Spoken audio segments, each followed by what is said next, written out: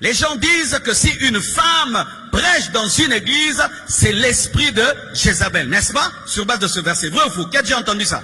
Oh, vous dans vos églises, les femmes prêchent, c'est l'esprit de Jézabel. Non.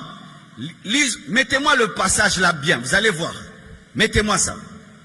Mais ce que j'ai contre toi, c'est que tu laisses la femme Jézabel qui se dit prophétesse. Le problème, c'est au niveau de qui se dit. Le problème n'est pas au niveau d'une femme. Le problème est au niveau de se dire prophétesse et n'est pas l'être.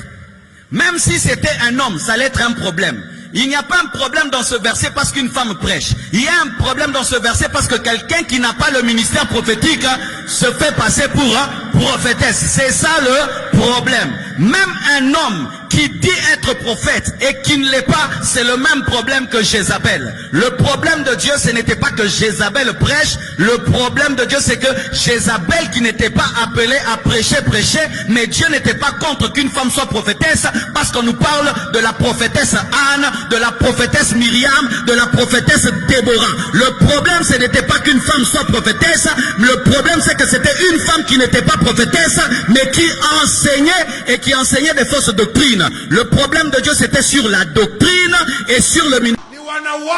C'est la femme qui a appris à l'homme l'acte sexuel. C'est la raison pour laquelle frère Branham dit la femme ne doit pas prêcher. Le jour qu'elle avait prêché, elle a prêché le sexe.